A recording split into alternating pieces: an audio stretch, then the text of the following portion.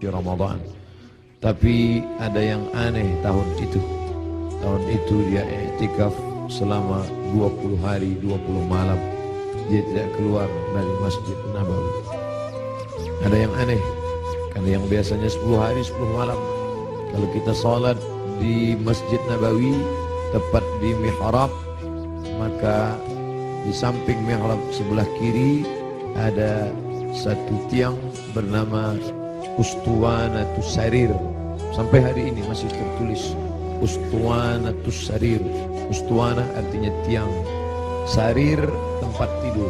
Karena di bawah tiang itu diletakkan tempat tidur Nabi Muhammad sallallahu alaihi wasallam. Disitulah Nabi i'tikaf. Di samping Ustuwanatus Sarir ada namanya Ustuwanatul Haris. Tiang Haris artinya penjaga. Disitulah tegaknya penjaga Nabi, yaitu Sayyidina Ali ibni Abi Thalib radhiyallahu anhu.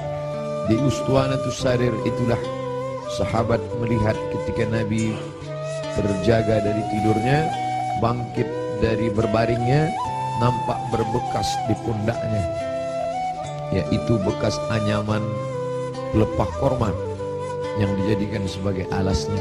Lalu sahabat ingin membelikannya kasur yang empuk, firash, permadani yang lembut. Tapi Nabi mengatakan itu tak layak bagiku. Biarlah aku berada di atas anyaman pelepah korma ini saja, berbekas di pundak kulit yang lembut.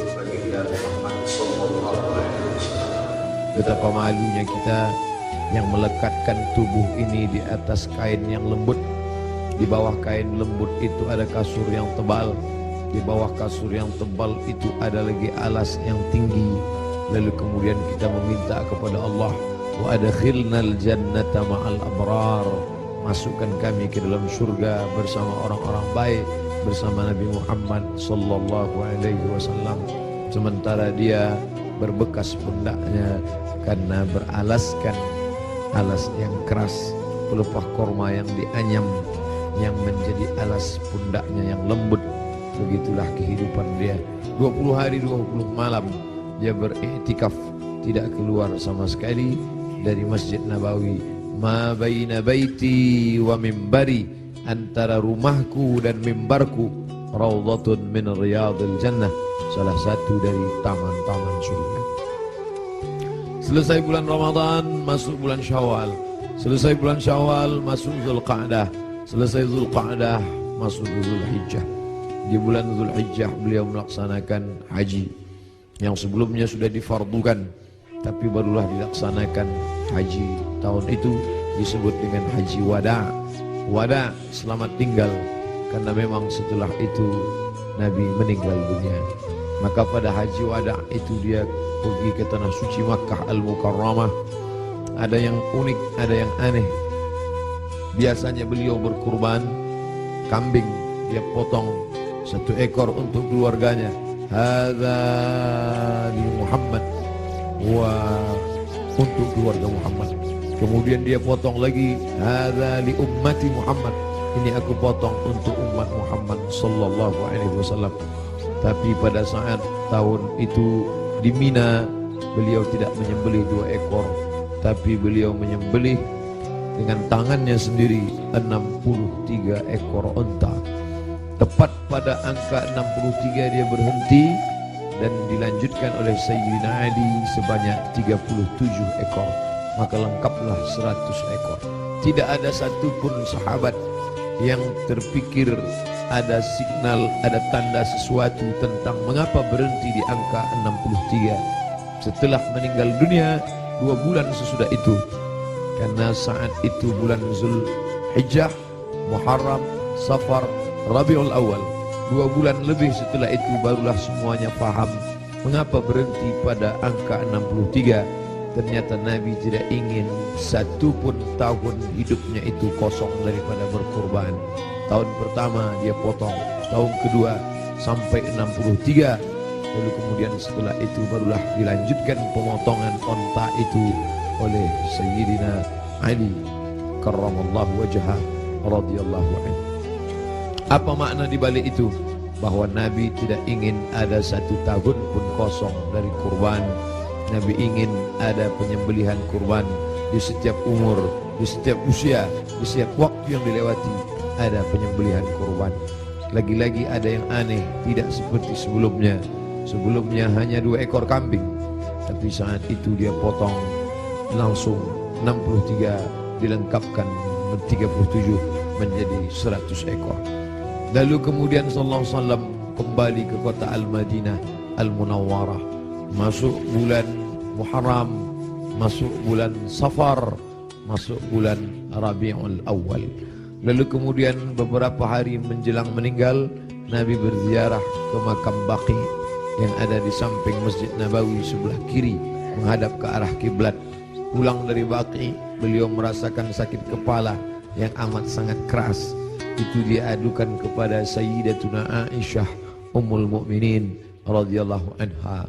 Beliau juga mengadukan bagaimana masih terasa sakit, sisa-sisa tertelan racun yang diberikan seorang perempuan Yahudi dulu beberapa tahun yang lalu, 3 tahun yang lalu, tepatnya di tahun ke-7 ketika orang Khaybar mengundang dia di perkampungan Yahudi Khaybar.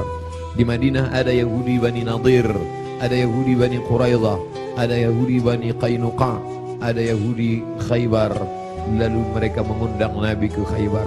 Mereka tanya, makanan apa yang paling disukai Nabi? Nabi menjawab, makanan yang paling disukai Nabi adalah kaki kambing bagian depan.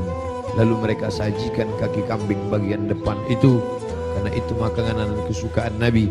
Rupanya di bagian depan kaki kambing itulah mereka tanamkan racun yang paling sangat banyak, paling berbahaya. Sahabat Nabi yang mengunyah daging kambing itu langsung meninggal di tempat. Nabi SAW sepakat semua ahli sirah bahwa Nabi memasukkan daging kambing itu ke mulutnya, tapi mereka ikhtilaf tentang menelan. Maka segera Jibril alaihissalam memberitahu bahwa ada racun. Nabi memuntahkannya keluar, tapi ada beberapa tetes air liur masuk ke dalam. Kenapa itu terjadi? Bukankah Allah menjaganya? Bukankah malaikat mendapatkan wahyu, mendapatkan ilham, mendapatkan pesan untuk menjaga Nabi? Kenapa bisa terjadi? Hikmah di balik itu menurut ahli sirah, Allah ingin menyempurnakan nikmat kepada Nabi Muhammad sallallahu alaihi wasallam, bukan hanya sebagai nikmat penutup para nabi dan rasul, tapi juga nikmat sebagai mati sebagai seorang syahid. Dia sudah cukup penutup nabi dan rasul, tapi Allah lengkap. Tak ingin hanya sebagai penutup nabi rasul, dia juga meninggal sebagai seorang syahid karena meninggal akibat racun yang tertelan di Khaybar. Aku masih merasakan sisa-sisa racun itu, wahai Aisyah. Lalu kemudian Nabi SAW sempat mengalami kehilangan kesadaran. Lalu sahabat mengambilkan air yang disimpan di dalam khirbah kulit kambing yang dijahit, sampai tidak keluar air dari kulit kambing itu karena ketat jahitannya. Lalu kemudian disiramkan ke wajah Nabi Muhammad sallallahu alaihi wasallam. Ketika air itu disiramkan ke wajah Nabi, Nabi pun tersadar. Dan saat Nabi tersadar, apa yang dia inginkan? Biasanya orang kalau sudah pingsan, dia inginkan makanan, dia inginkan kenikmatan, dia inginkan sesuatu. Tapi Nabi SAW menginginkan solat berjamaah, dibawa ke Masjid Nabawi. Tapi saat itu keadaannya lemah, kakinya terseret, dia dipapah oleh sahabat Nabi, oleh Sayyidina Ali radhiyallahu an bersama Fadl ibnu Abbas. Satu di sebelah kiri, satu di sebelah kanan. Mereka memegang tangan Nabi, kedua tangan Nabi di pundak Ali dan Fadl. Kedua ini adalah saudara, seperti saudara kandung. Nabi anak tunggal sendirian.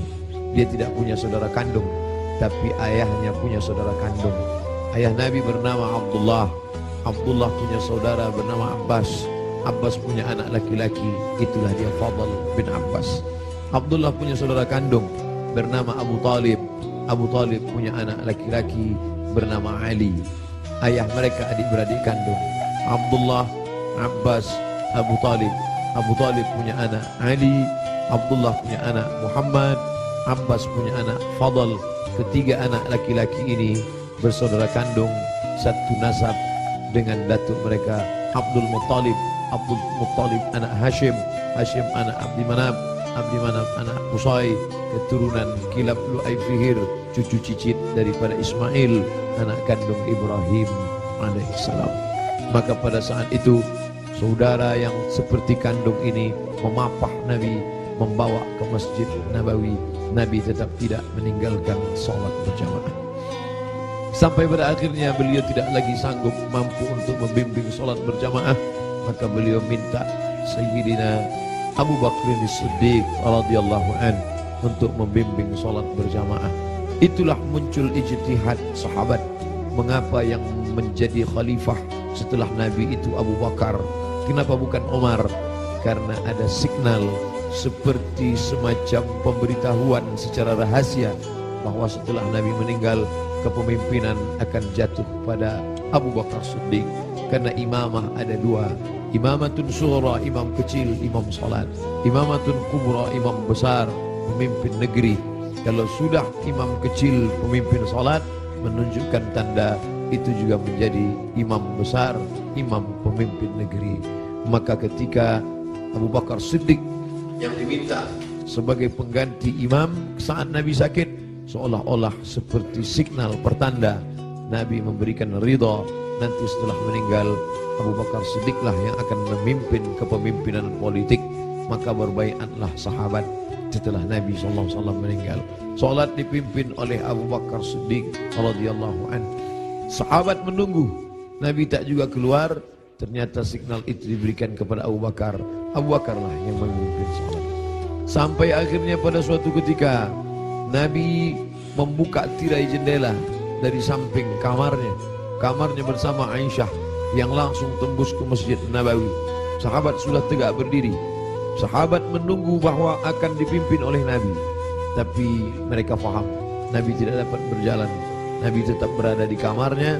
Nabi hanya melihat dari balik jendela, dari pertanda wajahnya, dari anggukan kepalanya. Sadarlah mereka bahwa Nabi memberikan signal, solatlah bersama Abu Bakar Siddiq.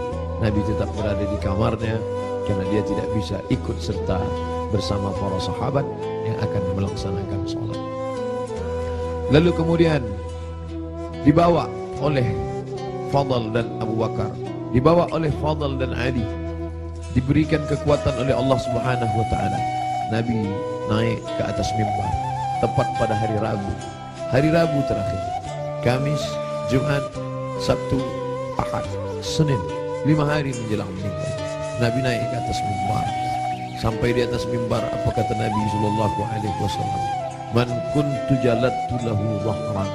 Siapa yang pundaknya pernah aku cambuk, saat aku mencambuk onta, lalu ujung cambuk itu terkena pundaknya karena dia berada di balik onta, di balik kuda, di balik keledai, di balik bukit, terkena ujung cambuk itu.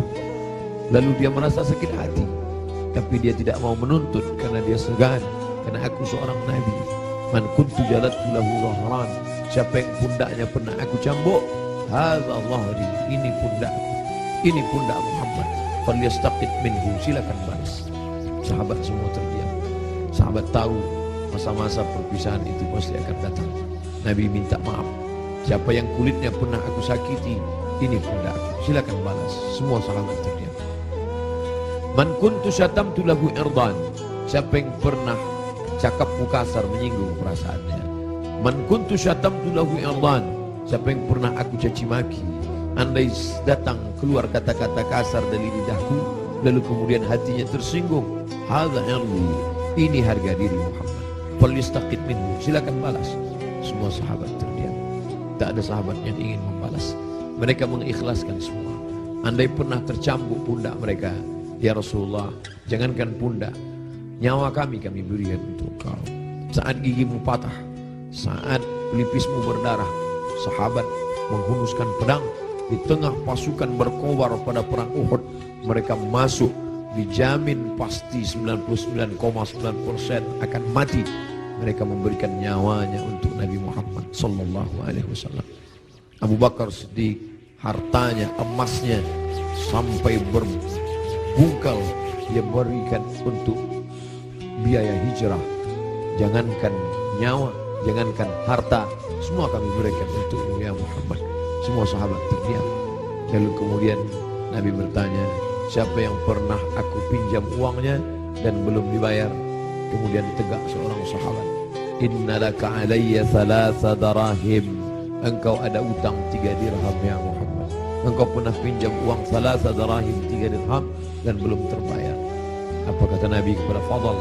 Fadl duduk di samping mimbar. Idfa ya Fadl, bayarkan wahai Fadl. Bayar 3 dirham kepada dia.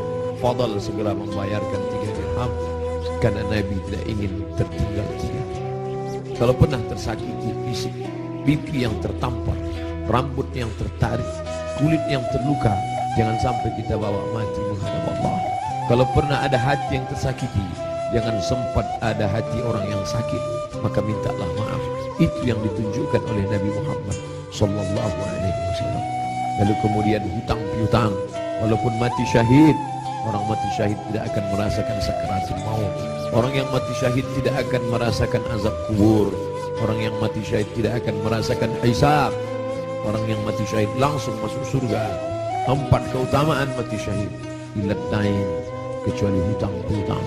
Nabi Sayyidul Anbiya wal Mursalin pun tidak ingin ada hutang piutang, maka dia minta kepada Fadl, idfa ya Fadl, bayar wahai Fadl. Fadl membayar, tapi sahabat sudah merasa tidak enak hati. Mereka sudah tahu detik-detik perpisahan itu tak akan lama lagi. Tanda-tanda itu sudah mereka rasakan sejak dari Ramadan, sejak dari haji, sejak dari Zulqa'dah, sejak dari Zulhijjah, sampai Muharram, sampai Safar, sampai ketika beliau berziarah. Tiba-tiba beliau pergi berziarah bersama para sahabat ke Bukit Uhud. Di bawah Bukit Uhud beliau ucapkan salam kepada syuhada Uhud. Assalamualaikum ya ahlal diyar minal mu'minin wa inna insyaallah bikum lahiqun. Insyaallah kami akan menyusul kamu wahai syuhada Uhud. Nas'alullah lana wa lakumul afiyah. Sahabat mengerti, nampaknya seperti ucapan perpisahan, seakan-akan ucapan wada. Nabi akan meninggalkan mereka tak lama lagi. Lalu kemudian sampailah mereka melihat sakitnya Nabi. Akhirnya dia terbaring dan dia memilih kamar bersama Aisyah, karena kamar itulah yang paling dekat dengan mihrabnya, hanya lebih kurang 22 meter saja. Di sini mihrabnya, di samping mihrab mimbarnya, di samping kiri menghadap ke kiblat, disitulah kamarnya. Antara jarak yang begitu dekat. Biasanya Bilal mengetuk pintu, karena Nabi salat qabliyah di kamar. Nabi tidak salat qabliyah di dalam masjid. Nabi salat qabliyah di kamar. Bilal biasanya mengetuk pintu, bertanya, sudah bolehkah iqamat wahai Rasulullah? Kalau Rasulullah mengatakan aqimis salah, iqamatlah Bilal. Barulah Bilal berani, Allahu Akbar, Allahu Akbar, asyhadu an la ilaha illallah, asyhadu anna Muhammadar Rasulullah, hayya 'alas salah, hayya 'alal falah, qad qamatis salah, qad qamatis salah. Allahu Akbar, Allahu Akbar, la ilaha illallah. Tapi hari itu tidak ada signal dari Nabi, karena Nabi berada di kamar. Dipapah pun tak juga sanggup berdiri. Sampai akhirnya datanglah Sayyidatuna Fatimah masuk ke dalam kamar Nabi sallallahu alaihi wasallam. Nabi membisikkan sesuatu ke telinga Fatimah. Fatimah tersenyum. Nabi membisikkan sesuatu ke telinga Fatimah. Fatimah bersedih. Kelihatan dari raut wajah Fatimah ada sesuatu yang tidak menyenangkan. Nabi berbisik sesuatu ke telinga Fatimah. Fatimah tersenyum. Di saat yang sama terlihat wajahnya seperti gembira mendengar sesuatu. Setelah itu berlalu, lalu Aisyah bertanya kepada Fatimah, apa yang dibisikkannya wahai Fatimah? Kata Fatimah, tak lama lagi saya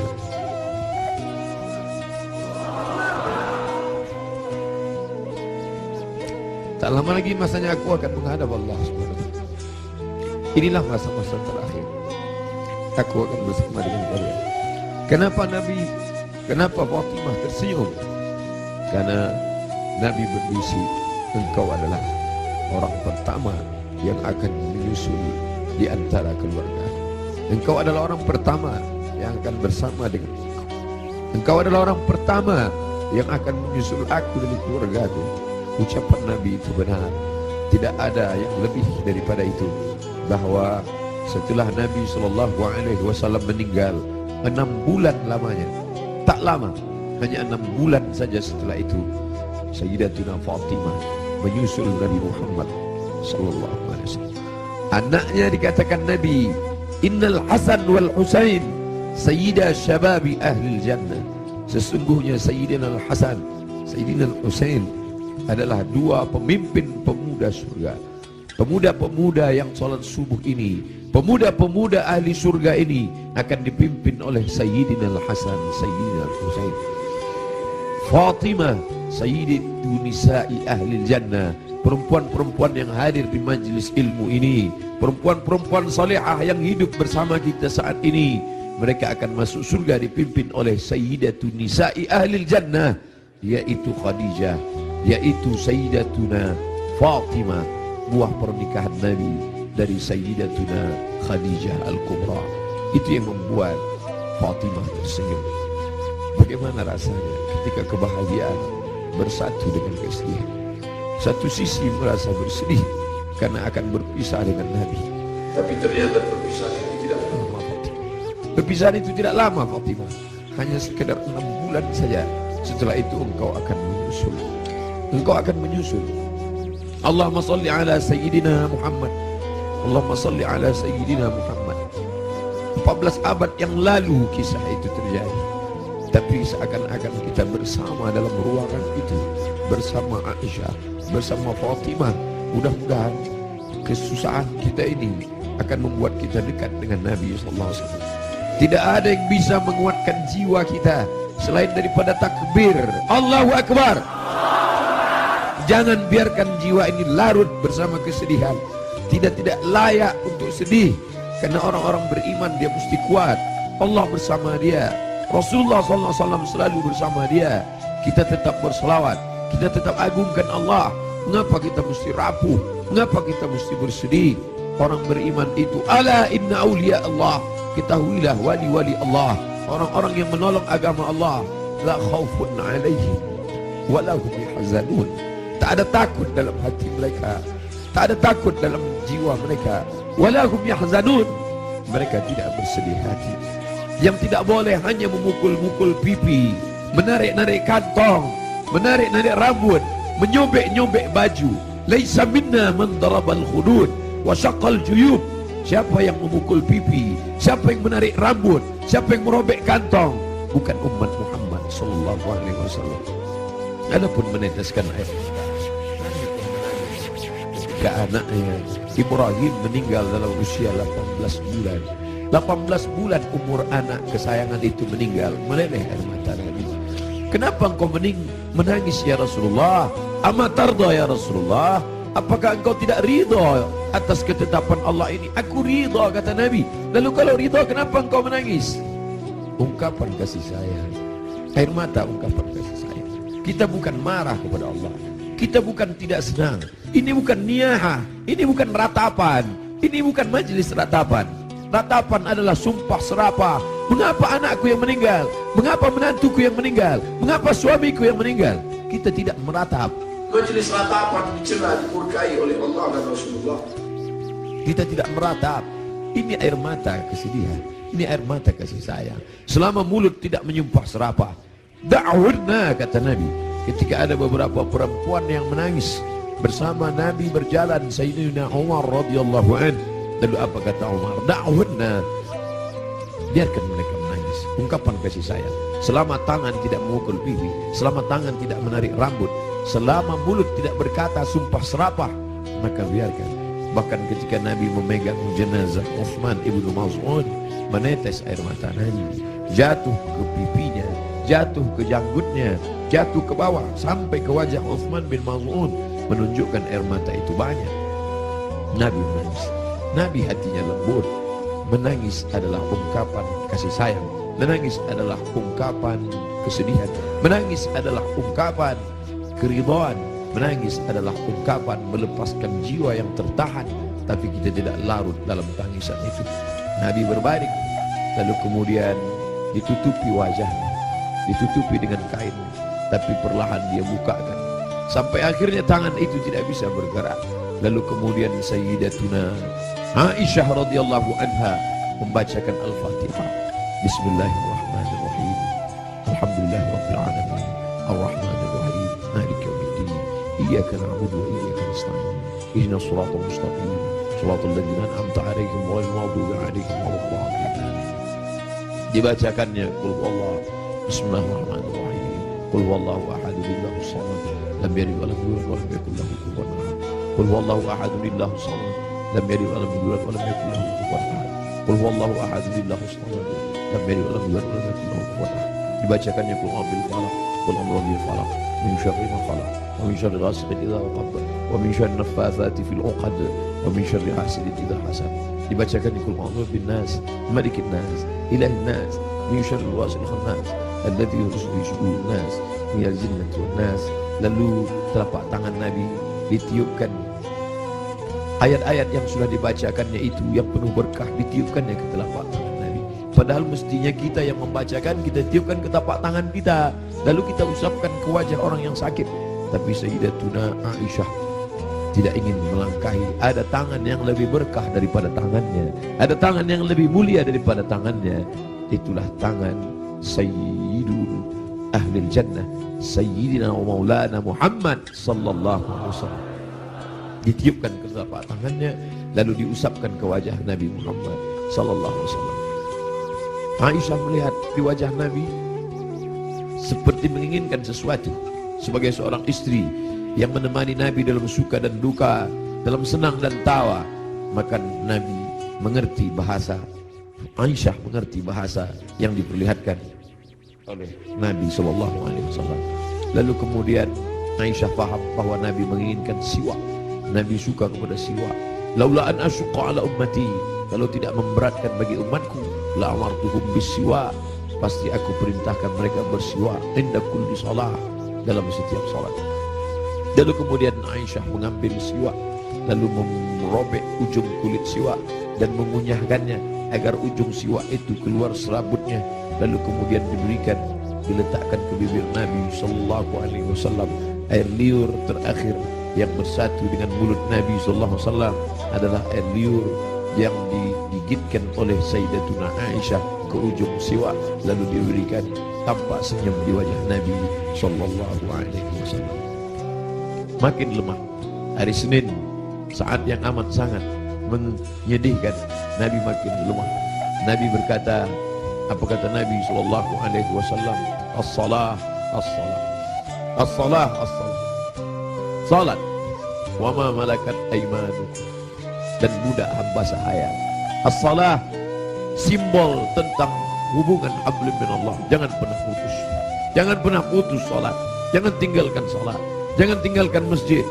Pesan Nabi itu, kita tidak hanya sekedar larut meneteskan air mata, tapi juga kita menjalankan sunnah Rasulullah sallallahu alaihi wasallam. Beginilah ramainya umat Muhammad sallallahu alaihi wasallam. Wahai Abdul Somad, mereka datang bukan karena engkau. Wahai pengurus masjid, mereka datang bukan karena engkau. Mereka datang karena ingin melaksanakan pesan terakhir Nabi, as-salah, as-salah, as-salah, salat. Wa ma malakat aymanukum, hamba sahaya, orang yang paling lemah, rendah levelnya, budak hamba sahaya. Nabi tidak mengatakan jaga ibumu, karena kalian pasti menjaga ibu kalian. Jaga ayahmu, karena kalian pasti menjaga ayah kalian. Jaga istrimu, karena kalian menjaga. Tapi ada orang yang paling lemah, paling rendah, budak hamba sahaya. Jangan kalian sia-siakan. Jangan kalian hardi. Jangan kalian susahkan mereka. Jangan kalian buat mereka seperti kuli. Jangan buat mereka. Nabi mengajarkan membebaskan budak hamba sahaya. Akhirnya hari ini tidak ada lagi perbudakan, tidak lagi hamba sahaya, tapi pembantu-pembantu kalian. Jangan kalian makan gajinya. Jangan kalian makan titik puluh keringatnya. Supir kalian, security kalian, orang yang menggali parit untuk mencari makan, pekerja kalian. Sampai hati kalian makan titik puluh keringatnya. Sampai masanya nanti mereka lebih mulia daripada kalian, dan amal salat kalian, puasa kalian akan habis diambil. Atadruna mal muflis, tahukah kamu siapa itu orang yang bangkrut? Siapa itu ya Rasulullah? Mayati yaumal qiyamati bi salatin, orang yang datang menghadap Allah dengan salat yang banyak, wa siyamin, puasanya banyak, wa zakatin, zakatnya banyak, haji umrohnya banyak, tapi dia sudah menganiaya orang lain. Qad syatama hadza, mencaci maki si fulan, wa daraba hadza, menempeleng si fulan, wa akala mala hadza, memakan harta si fulan, wa syatama hadza, mencaci maki si fulan. Mereka akan datang menuntut di hadapan Allah. Nabi berpesan, as-salah, as-salah, jaga salat, jaga salat, jangan tinggalkan salat. Wa ma malakat aymanukum, budak kalian, hamba sahaya kalian. Hari ini tidak lagi ada hamba sahaya, tapi ada orang-orang lemah di sekitar kita. Anak yatim di antara kalian, jaga. Fakir miskin di antara kalian, jaga. Janda-janda tua, suaminya sudah meninggal, hidup sebatang kara, anaknya tidak lagi ada, jaga. Jangan sampai mereka kelaparan. Mereka orang-orang yang al-mustad'afun, orang-orang lemah, berada di bawah kekuasaan kalian, maka tolong bantu mereka. Apa kata Nabi sallallahu alaihi wasallam sebelum dia meninggal? La'anallahu al-yahud wan nasara. Allah melaknat Yahudi dan Nasrani. Kenapa? Ittakhadhu qubur anbiya'ihim masajid. Mereka menjadikan kubur nabi-nabi dan orang soleh di antara mereka, mereka robah menjadi masjid, mereka robah menjadi tempat ibadah. Nabi melarang. La'anallahu al-yahud wan nasara. Allah melaknat Yahudi dan Nasrani. Ittakhadhu qubur anbiya'ihim masajid. Alhamdulillah, sampai hari ini tidak ada satupun orang Islam di dunia ini yang meratakan kubur dengan tanah, lalu di atas kubur itu dibangun masjid sebagai tempat ibadah. Tidak ada. Di bawah lantai ini tidak ada kuburan. Andai ada kubur di bawah lantai ini, maka kita sudah melanggar peringatan terakhir. Detik-detik menjelang Rasul meninggal, biasanya orang meninggal akan menyampaikan pesan-pesan penting. Hari itu dia lepaskan semua. Budak-budak hamba sahayanya dia merdekakan semua. Tombaknya, pedangnya, baju besinya dia wakafkan semua fisabilillah. Tidak ada yang melekat pada tubuhnya. Dia ingin mati menghadap Allah Subhanahu wa taala dalam keadaan bersih sebersih-bersihnya. Tapi pesan-pesan ini penting. Dia tidak ingin ada orang membangun makam menjadi tempat ibadah, lalu kemudian orang beribadah di sana, sholat di atasnya. Adapun ada makam di samping kiri masjid, di samping kanan masjid, ada dinding, ada jalan, maka itu tidak termasuk menjadikan makam sebagai masjid. Yang dilarang hanyalah meratakan makam lalu dibangun masjid di atasnya. Laknat Allah, laknat Rasulullah kepada mereka yang melakukan itu, dan kita tidak ada satupun yang melakukan itu. Masjid kita bersih daripada ini. Sampai akhirnya saat petang hari Nabi mulai mengatakan, apa kata Nabi SAW? Ma'an nabiyyin was-siddiqin was-syuhada was-salihin wa hasuna ulaika rafiqa. Ma'an nabiyyin, akan bersama dengan para nabi, Adam, Idris, Nuh, Hud, Saleh, Ilyas, Ilyasa, Zakaria, Musa, Yahya, Ayub, Sulaiman, Zulkifli. Mereka sudah lama menantikan saat Isra Mi'raj bertemu di langit pertama, bertemu di langit kedua, bertemu di langit ketiga. Bahkan wa antal imam, engkau yang menjadi imamnya saat salat di Masjidil Aqsa. Tapi ini pertemuan bukan antara hidup dengan mati, tapi pertemuan antara orang yang sudah meninggalkan kehidupan. Ma'an nabiyyin, akan bersama dengan para nabi. Was-siddiqin, akan bersama dengan para siddiqin, orang-orang yang benar. Was-syuhada, akan bersama dengan orang yang mati syahid. Was-salihin, akan bersama dengan orang-orang yang saleh. Wa hasuna ulaika rafiqa, mereka itulah sebaik-baik teman.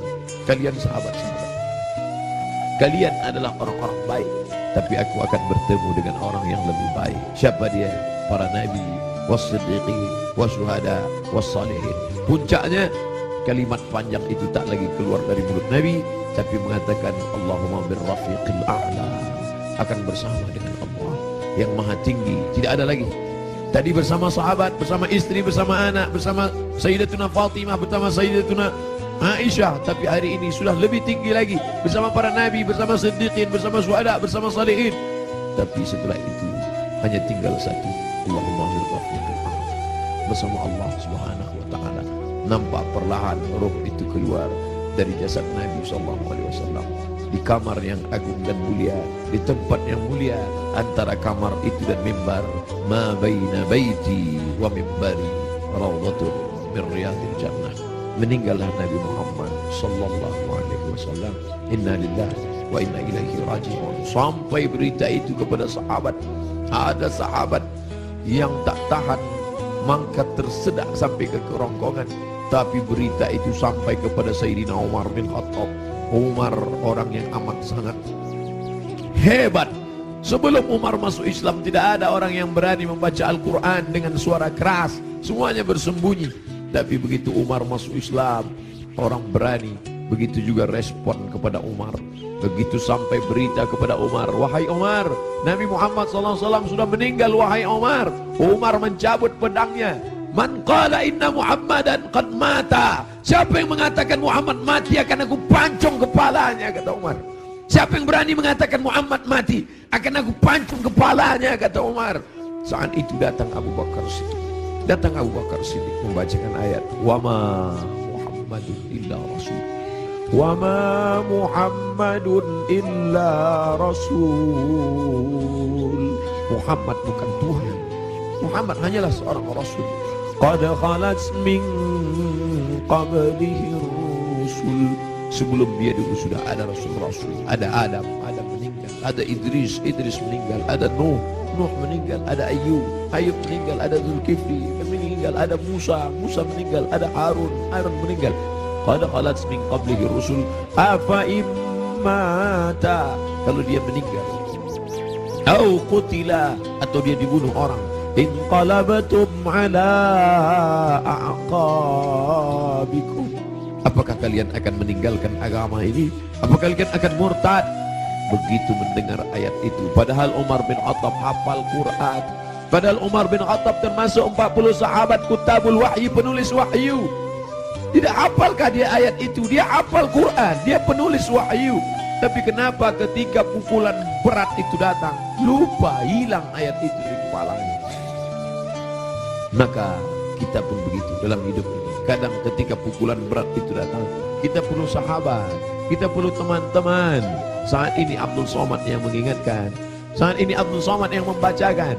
Tapi sampai masanya pukulan berat itu datang bertubi, Abdul Somad pun lupa.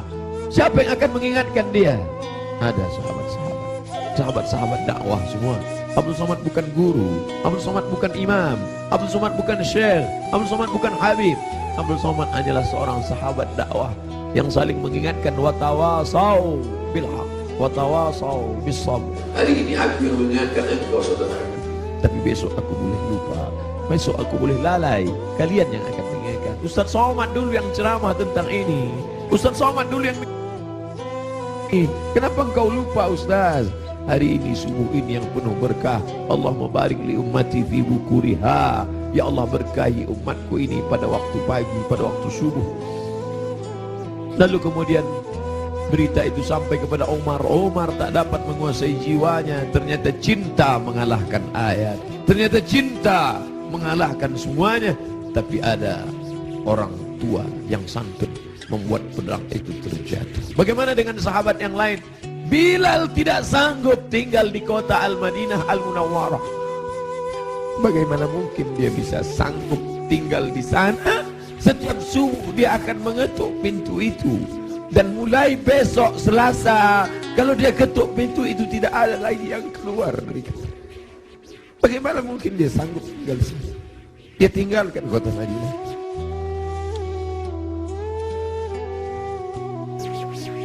Bilal tak sanggup memandangkan azan. Bilal pergi ke negeri Syam. Dia tinggalkan kota Al-Madinah Al-Munawwarah. Dia pergi ke negeri Syam. Sampai akhirnya Anas bin Malik pergi pindah ke Basrah.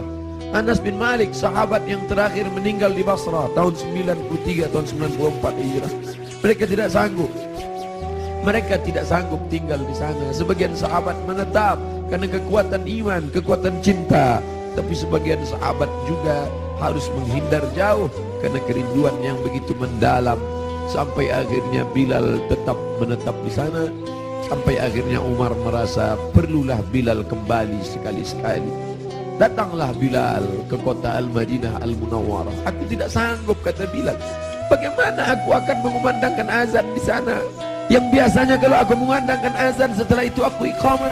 Kalau aku iqamah ada yang keluar dari kamar itu. Nanti kalau aku iqamah tidak ada yang keluar dari sana. Tidak sanggup aku. Sampai akhirnya datang Sayyidina Al-Hasan, Sayyidina Al-Husain.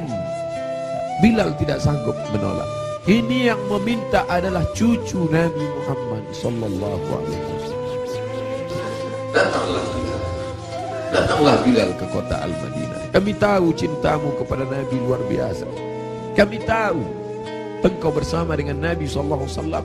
Kami tahu bahwa engkau amat sangat kagum besar cintamu. Tapi datanglah. Bilal tak sanggup menolak. Yang akan dia temui ini bukan orang biasa, tapi cucu yang mengalir darahnya dalam darah mereka. Maka dia datang. Hari itu Bilal datang ke kota Al-Madinah. Bilal mengumandangkan azan subuh. Terdengar suara Bilal. Allahu Akbar, Allahu Akbar. Sahabat mendengar suara yang tak pernah mereka dengar. Itu suara orang yang dulu ketika azan berkumandang pasti Nabi akan keluar. Kalau begitu Nabi hidup lagi, kata mereka.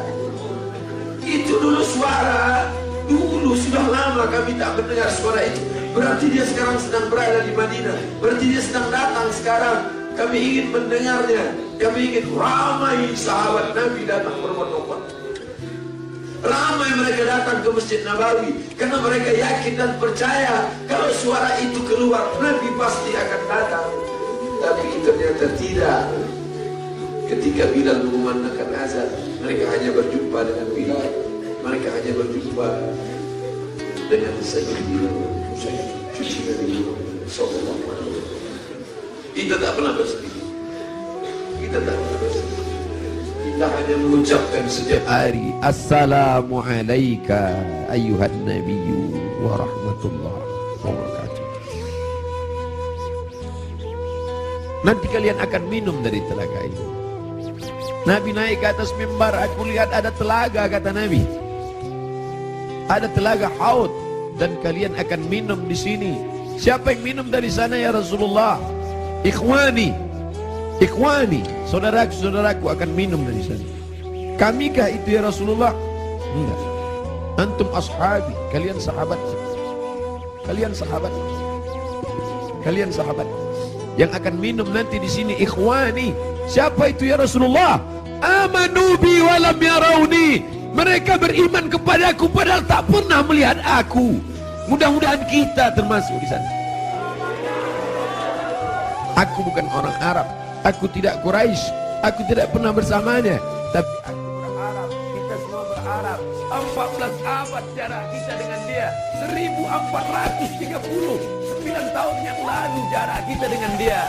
Dia sudah memikirkan kita, patah giginya, berdarah pelipisnya, berdarah kakinya. Sahabat berkata, engkau punya doa mustajab ya Rasulullah, engkau punya doa makbul ya Rasulullah. Kau doa sekali saja rata mereka dengan tanah. Kau doa sekali saja mati mereka ya Rasulullah. Mintakan doa itu ya Rasulullah. Allahumma salli ala Sayyidina Muhammad. Sekali saja engkau berdoa ya Rasulullah, akan mati mereka semua. Kata Rasulullah, tidak. Doa itu aku simpan. Untuk siapa? Untuk kalian nanti di padang mahsyar. Aku simpan doa itu syafaatan li ummati. Dia pikirkan kita 14 abad yang lalu. Apa yang kita lakukan untuk agamanya ini? Apa yang sudah kita buat? Orang-orang kaya, tolonglah agama Allah ini. Kalian dirikan MDA. Tolong fakir miskin. Air mata tidak cukup untuk menolong agama Rasulullah SAW. Pemimpin-pemimpin, raja-raja, sultan-sultan, kalian semua akan mati menghadap Allah. Satu-satunya syafaat hanyalah syafaat Rasulullah SAW. Sungguh ini, bapak-bapak dari kepolisian, bapak-bapak dari TNI, hadirin hadirat sekalian, kita semua insya Allah mendapat syafaat Nabi Muhammad SAW. Cinta kita mendalam. Abdul Somad, kau bukan siapa-siapa. Mereka mendengar kau bicara karena yang keluar dari mulutmu itu hanyalah sabda Rasulullah SAW. Kau hanya meminjam kemuliaannya. 0,001% yang dipinjamkannya ke mulutmu, kau hanya cerita tentang dia. Mereka sayang kepadamu karena dia. Allahumma salli ala Sayyidina Muhammad. Kami cinta kepada Allah, kata Yahudi. Kami cinta kepada Allah, kata Nasrani. Kami cinta kepada Allah. Qul, katakan, in kuntum tuhibbunallah, kalau memang betul kalian cinta kepada Allah, fattabi'uni, ikuti aku. Tidak ada yang diterima di akhirat kecuali orang yang mengikuti Muhammad. Asyhadu an la ilaha illallah wa asyhadu anna Muhammadan Rasulullah. Kerinduan kita kepada dia. Mereka dulu mencium wajahnya, mereka dulu mencium tapak tangannya. Apa kata Anas bin Malik, orang yang paling beruntung itu? Qadimtun Nabi 10 sinin, aku melayani dia 10 tahun lamanya. Sendalnya aku bawakan, air wuduknya aku siapkan, aku berjalan di belakangnya, aku cium tapak tangannya, lebih harus dari sutra, lebih harum, atyabu min rihil miski, lebih harum dari semerbak kasturi. Kami tidak seberuntung engkau Anas bin Malik, tapi kami ingin ikut bersamanya, dan kami ingin minum di telaga itu bersama Rasulullah sallallahu alaihi wasallam. Siapa yang minum di telaga ini, la yadma'u fiha abadan, tidak akan haus untuk selamanya. Selamatkan anak-anak cucu kami ya Allah, jangan sampai beralih akidah kepada yang lain. Kerinduan kita kepadanya hanya dapat kita lakukan dengan 1, dengan 2, dengan 3. Tolong agamanya, tolong agamanya. Dan kita berbanyak selawat. Asal datang rindu dalam hati selawat. Allahumma salli ala Sayyidina Muhammad wa ala ali Sayyidina Muhammad. Tapi dia juga masih punya keturunan-keturunan. Ada keturunan-keturunan itu tetap terjaga. Para habaib kita, Habib Omar bin Hafiz, para ahli bait yang ahlu sunnah wal jamaah, ahli bait yang mencintai Omar tapi juga mencintai Ali, ahli bait yang mengagungkan Ali tapi juga tidak mencaci maki Abu Bakar, Omar, Uthman. Karena ada juga yang mencaci maki Abu Bakar, Omar, Uthman. Ikutlah ahli bait, ikutlah keturunan Rasulullah sallallahu alaihi wasallam yang tidak membeda-bedakan antara sahabat. Mereka tetap berkata Abu Bakar Siddiq radhiyallahu an, Umar ibn Khattab radhiyallahu an. Para habaib, Habib Ahmad Al-Kaf, Habib Jindan, Habib Zaid ibn Sumaid, para habaib yang tak mungkin saya sebutkan satu persatu. An-asila ila qarabati Rasulillah sallallahu alaihi wasallam, menyambung hubungan dengan para habaib keturunan Rasulullah. Ahabbu ilayya, lebih aku cintai min an asila ila qarabati, daripada menyambung hubungan dengan kerabatku sendiri. Motivasi itulah yang membuat al-fakir yang hina datang menjumpai Habib Rizik Syihab, mencium tangannya, memeluknya, karena dia salah satu dari bagian keturunan Rasulullah sallallahu alaihi wasallam yang berpegang teguh kepada ahlu sunnah wal jamaah. Kita muliakan mereka bukan hanya sekedar darahnya mengalir dalam darah mereka, darah Nabi ada dalam darah mereka, tapi juga karena mereka memperjuangkan syariat datuk mereka. Kita ikut bersama mereka. Yang kita inginkan adalah kita semua bersama, anak, istri, keturunan, cucu, cicit, sahabat, kerabat, jamaah, bersama dengan Nabi Muhammad sallallahu alaihi wasallam. Ala hadhihi niyyah wa kulli niyatin salihah. Al-Fatihah. A'udzu billahi minasyaitonir rajim. Bismillahirrahmanirrahim. Alhamdulillahi rabbil alamin. Ar-Rahmanir Rahim. Maliki yaumiddin. Iyyaka na'budu wa iyyaka nasta'in. Ihdinas siratal mustaqim. Siratal ladzina an'amta 'alaihim ghairil maghdubi 'alaihim waladdallin.